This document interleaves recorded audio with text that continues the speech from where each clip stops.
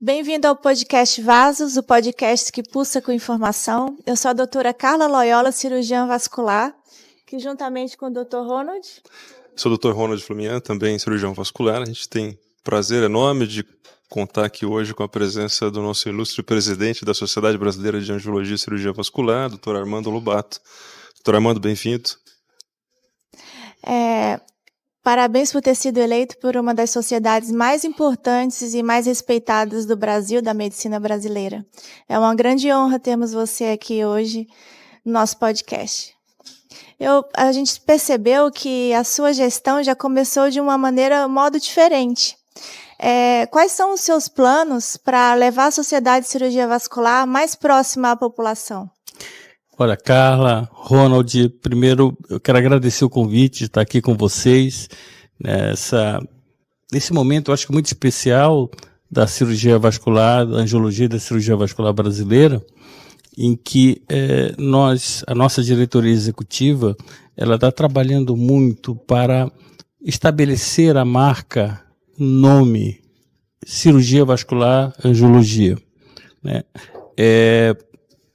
Como você fez a pergunta, muitos pacientes, a população, confunde às vezes o nome cirurgia vascular com cirurgia cardiovascular. E isto vem a levar com que os pacientes achem que o vascular ele trata do coração. Se você fizer uma enquete na população, aproximadamente 75% da população acha que o cirurgião vascular ele trata o coração. Então, a sociedade ela pensou em algo para que eu atue diretamente na população e explique o que efetivamente o vascular faz. Então, a ideia foi criar um podcast, né? Esse podcast ele vai estar entrevistando pessoas não médicas, então não é um podcast para falar de médico e paramédico, e sim de cirurgião vascular para uma pessoa que tenha uma projeção na mídia, né? Hoje em dia a gente sabe que a mídia social é muito forte, as pessoas estão assistindo isso. E nessas entrevistas do podcast, que nós pensamos no podcast Vasos. E por que vasos? Porque é a circulação. Então, os vasos podem ser arteriais, venosos, vasos linfáticos. Então, tem tudo a ver com a cirurgia vascular. E nesta maneira que nós vimos que seria a forma mais abrangente e direta de difundir a nossa especialidade para a população. De que forma? Se você convida uma pessoa conhecida na mídia e ela dá essa entrevista e nessa entrevista vocês comentam sobre o que a cirurgia vascular faz, o que a angiologia faz, isso vai ter um efeito enorme, amplo para a população e nós vamos com isso estabelecer a marca angiologia e cirurgia vascular. Essa é a ideia. Excelente ideia. Dr. Lobato, lembrando aqui um pouquinho da sua trajetória de vida, o senhor nasceu no Pará, se eu não estou enganado, me corrija, por favor. Fez a sua graduação em medicina lá no Pará e veio fazer residência médica aqui em São Paulo, na USP, depois fez o doutorado, enfim. E talvez, se me permite a ousadia, acho que no ápice da sua carreira, o senhor é presidente agora da Sociedade Brasileira, uma instituição nacional com repercussão internacional, além de ter uma projeção internacional bastante grande com a sua técnica e que leva o seu nome, enfim, e tem também um nome de comida, né? Eu queria que o senhor contasse se nessa trajetória teve uma inspiração, alguma figura te inspirou, te motivou, porque hoje eu tenho certeza que o senhor é inspiração para muitos médicos por aí. Eu queria saber se na sua época de mais juventude, né, se teve alguém que te inspirou, algum ponto marcante. Sem dúvida, a pessoa que foi, eu diria que seria o divisor de águas da minha formação médica, foi o meu mentor nos Estados Unidos, é o Dr. Edward B. Dietrich. Ele teve a capacidade, eu diria, a benevolência de me adotar na época que eu morei praticamente 3 anos nos Estados Unidos, e ele era uma pessoa muito voltada a educação médica continuada e ensinar as pessoas. Porque você sabe, Ronald, hoje é muito comum fazer cursos. Quando eu cheguei no Brasil em 1999, final para 2000, não existia essa possibilidade. As pessoas aprendiam uma técnica, aprendiam uma determinada cirurgia e ela não queria ensinar para guardar para si mesmo, para si próprio. Vou dar um exemplo. Quando eu fazia residência na USP, em 1990, você vê, muito tempo atrás, estava começando a laparoscopia. E a parte da vascular, o centro cirúrgico, a sala cirúrgica da vascular, ela ficava em frente à centro cirúrgico, a sala de cirurgia do aparelho digestivo, que na época o doutor Henrique Walter Pinotti era o titular. Estava desenvolvendo a laparoscopia e ele estava começando a fazer. A sala do centro cirúrgico, ela tinha apenas um pequeno vidro, em que era apenas para você olhar para ver se tinha pessoas ou não dá para ver mais nada. Um vidro 20 centímetros por 20 centímetros. Você não consegue ver nada, você só vê se tem gente ou não tem. Pois bem, naquele período, o doutor Pinotti, ele colocava uma toalha no vidro e a porta era fechada com cadeado, para ninguém entrar. Durante o procedimento. Então, estou falando da Universidade de São Paulo. Então, ou seja, hoje é tudo comum fazer curso, essas outras coisas. Naquele período, não. Então, o diferencial que quando eu voltei com a ideia do Dr. Dietrich, em que ele ensinava a técnica para todo mundo. E eu trouxe isso dos Estados Unidos. Então, sem dúvida, é a minha fonte inspiradora, o Dr. Eduardo Dietrich. Eu tive a oportunidade de conhecer o Dr. Dietrich, em 2014. Infelizmente, eu acho que ele veio a óbito em 2018. Isso. Uma pessoa brilhante. A medicina vascular evoluiu muito no mundo inteiro com ele. E eu tive o prazer também de ser sua aluna de endovascular e aprendi bastante também nessa época. E eu percebo que você sempre tenta juntar as pessoas, tenta fazer com que as coisas progridam, né, em relação à medicina.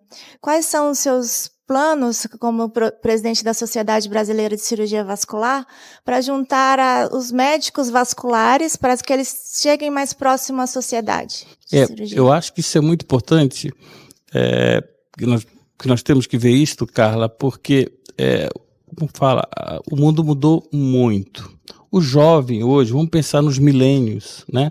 É o pessoal nascido a partir de 1990. O que o jovem, digo jovem, né? Mas no máximo tem 33 anos. Esses jovens, hoje, eles não querem saber o que eles podem dar à instituição. O que eles querem saber, o que a instituição pode dar a eles para que eles se associem à instituição. É totalmente diferente da minha época. Na minha época, nós queríamos dar à instituição sem pensar no que ela poderia dar de retorno para nós. Com isto, o jovem, se ele observar que ele não vai ter nenhum retorno, não vai ter nenhuma vantagem, entre aspas, em se associar à sociedade, ele não vai entrar. E se nós formos vermos, eu já comecei um levantamento, nós estamos com uma sociedade ficando velha. Os associados, eles estão mais numa faixa etária acima de 35 anos. Né? Mais de 70% dos associados têm mais de 35 anos, ou seja, nós não estamos ainda atingindo o milênio. Então, o que eu quero fazer? Para que eu possa trazer esses jovens para a nossa sociedade? Atuar muito sobre educação médica continuada. Então, nós estamos programando cursos, por exemplo, de ultrassonografia. Você vê que foi um sucesso. Nós lançamos um curso há um mês, estamos há 2 meses na gestão. E eu fiz uma chamada só. A sociedade, a diretoria fez uma chamada por WhatsApp, por e-mail e pelo Instagram. Nós tínhamos programado para 100 vagas gratuitas. Todos os sócios terão os cursos, adimplentes, né, óbvio, terão os cursos gratuitos. Em um mês, nós estamos agora com 150 inscrições. A nossa ideia era só 100 pessoas. E o que está ocorrendo? As pessoas estão vendo da qualidade que nós estamos oferecendo e a partir de você, puta, vale a pena, porque um curso de ultrassom hoje custa 3, 4, 5 mil reais para a pessoa fazer. E a pessoa fazendo o curso, sendo associada à SPCB, vai fazer gratuito. Nós também vamos lançar um curso de fleboestética, que chama-se Flebo Learning. Ele vai começar em abril. Você imagina a quantidade de pessoas, gratuito. Hoje um curso de Flebo Learning tem gente que cobra até 40 mil reais por 2 dias. 40 mil reais. Vai ser absolutamente gratuito com as melhores máquinas, melhores aparelhos de fleboestética. Então, a minha perspectiva é a seguinte, eu oferecer ao jovem algo que ele iria pagar muito se ele não fosse associado, e com isso eu quero trazer eles para dentro da SBACV, ou seja, educação, eu acho que o futuro chama-se educação médica continuada. Excelente, doutor Lobato. E seu espírito inovador não é de agora, né? Acho que, se eu não estou enganado de novo, cara, doutor Lobato foi um dos pioneiros da cirurgia endovascular no Brasil e com isso desenvolveu uma técnica, né, que a gente comentou agora há pouco, que leva o nome de comida, né? Sanduíche. E com isso, talvez foi a motivação, o estopim, não sei, o ápice, mas aí levou a sua projeção internacional. Se hoje a gente fala num cirurgião endovascular de maneira internacional e de origem brasileira, a gente lembra do Dr. Armando Lobato. Então, eu queria que o senhor explicasse para a gente, por favor, de onde veio essa inspiração do nome e por que esse nome de comida? Para seguir a regra da medicina? Foi o seguinte, quando eu fiz o primeiro caso em 2008, primeiro sanduíche, e eu esperei muito tempo para publicar. Por quê? Porque eu não sabia se ia dar certo, né? Então, eu tive muita parcimônia até eu fui publicar em 2011, 3 anos depois. E por que sanduíche? Porque todo mundo pergunta, por que não Teca Lobato, por exemplo? Porque você vai entender, Ronald, que a ciumeira é muito grande. Se você, vou dar um exemplo, o carro Gurgel, o primeiro carro elétrico do Brasil, porque ele colocou o nome dele, o apoio da população não existiu, efetivamente por causa do nome da pessoa. Então eu achava, se eu colocasse a técnica com o meu nome, a rejeição ia ser muito grande por causa do ciúme. Isso faz parte da humanidade. Então eu procurei colocar uma técnica sem ter uma relação comigo, até a pessoa não focar e usar a técnica. Eu quero que eu já vi, tem pessoas que colocam a técnica como patentei uma técnica para que ninguém use. Isso, ao meu ver, isso não faz sentido. Técnica é para que todo mundo utilize, né? E aí eu disse, não vai ser com o meu nome. A técnica não vai ser o meu nome. E aí, por que o sanduíche? Porque como eu comia muito, eu gosto muito de sanduíche, para te falar a verdade, eu sou um aficionado, você tem o seguinte, você tem o pão, por exemplo, queijo e presunto, né? E algum ovo, por exemplo, né? Então, como as próteses era o pão, como se fosse um pão fechado, e dentro dela eu colocava um salsicha, que é um ramo para ilíaca, outro ramo podia para renal, outro ramo podia para artérias viscerais, é como se fosse um sanduíche. E daí eu pensei, quer dizer, o sanduíche é um nome. E outra coisa, sanduíche em português é sanduíche, sanduíche em inglês é sandwich. É muito semelhante o nome de uma coisa com outra. Então todo mundo sabe o que é sanduíche. Então eu achava que era uma palavra que soava bem para colocar sanduíche. Então foi mais ou menos nesse sentido, e não colocar o meu nome. Quando eu, em 2022, eu desenvolvi uma outra técnica que é para dissecção de aorta, mas eu já estava velho. Então eu digo, agora não tem problema. Aí eu coloquei técnica Lobato, que é para dissecção de aorta complicada. Mas já tinha, é um outro momento da vida. Então agora já não tem esse problema de ciumeira, já passou essa fase para mim. Perfeito. Então por isso que eu coloquei a segunda agora de Lobato, só para confirmar. Excelente. Achei ótimo. Como eu disse, é inspirador para a gente também, né, Carla? Sim. Você tem mais alguma outra pergunta, Ronald? Eu queria perguntar a pergunta clássica nossa do podcast, né? Não posso deixar de fazer para o Dr. Lobato também. A gente está comentando aqui com com outras pessoas o momento atual do Brasil, enfim, da nossa conversa, do bate-papo, dessa incentivo à educação continuada, de inovação e tal. E a gente pede sempre para as pessoas escolherem um filme, ou que inspiraram a sua história de vida, ou esse momento nosso atual. Eu queria que o senhor escolhesse um filme para a gente simbolizar isso. Você sabe, eu adoro filme, eu sou alucinado por filme. Só que eu gosto de filme água com açúcar, sabe? Assim, eu gosto de filme ou romântico. Eu sou um cara muito romântico.